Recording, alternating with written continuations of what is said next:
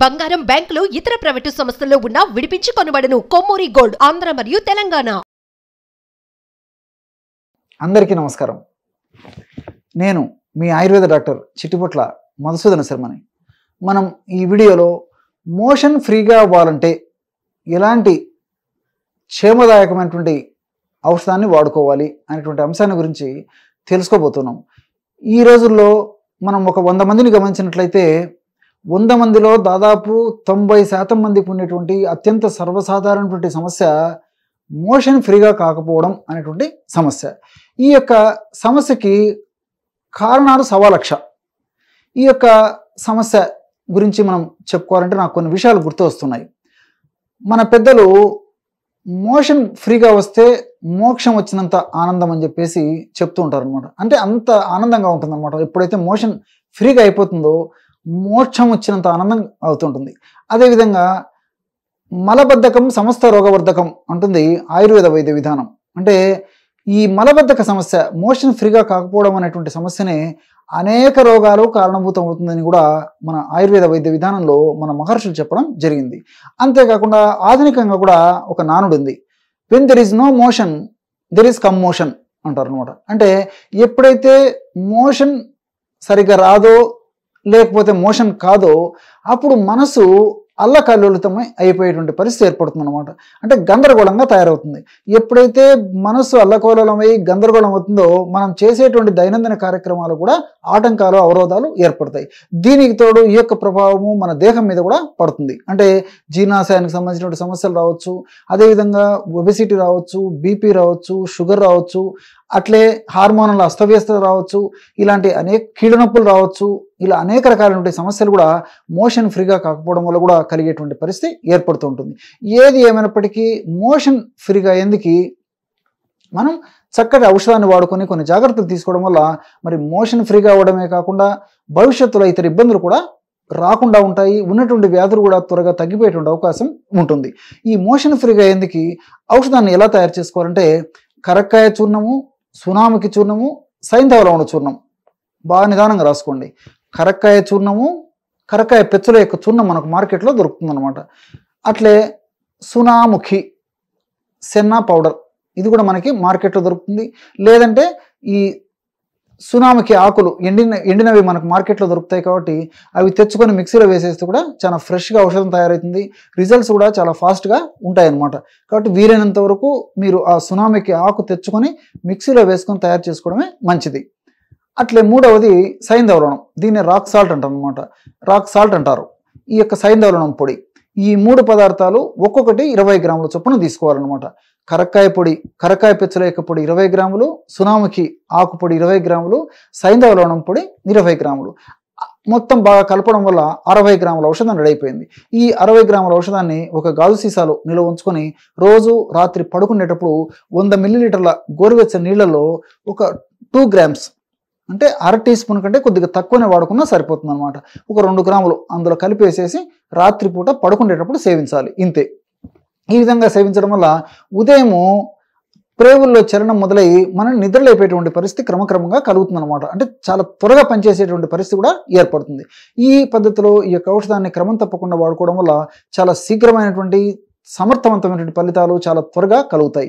ఆధునికంగా మనం ఆలోచించినట్లయితే ఈ కరక్కాయలో ఆంథ్రక్వినాన్స్, పాలిఫినాల్స్, ఈ చెబులిక్ యాసిడ్ ఇలాంటివి అనేక రకాలైన రసాయన పదార్థాలు ఉన్నాయి.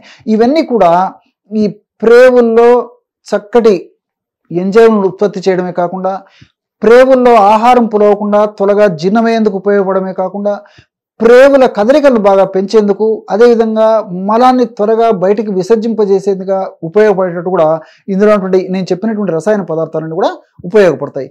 అదేవిధంగా సునామికి గురించి మనం ఆలోచించినట్లయితే సునామికిలో sennidin A and B, sennosides C and D అనేటువంటి కెమికల్స్ ఉంటాయన్నమాట. ఈ సెనిడిన్ ఏ అండ్ బి అనేటువంటి రసాయన పదార్థాలు ఉన్నటువంటి ఈ సునామికి ఆకును మనం ఈ పద్ధతిలో వాడుకోవడం వల్ల మన దేహంలోకి పోయిన తర్వాత, అంటే ప్రేవుల్లోకి పోయిన తర్వాత ఆ యొక్క పదార్థం అంటే సెనిడిన్ ఏ అండ్ బి అనేటువంటి పదార్థాలు రీఆంథ్రోన్ అనేటువంటి పదార్థాలుగా మారిపోతాయి.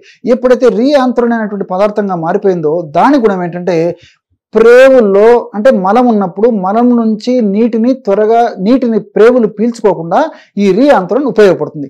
ఎప్పుడైతే మలంలో నీటి శాతం పోకుండా ఆవిరైపోకుండా అలాగ ఉంటుందో అప్పుడు మలం మెత్తగా సాఫ్ట్గా ఉండేదానికి అవకాశం ఏర్పడుతుంది.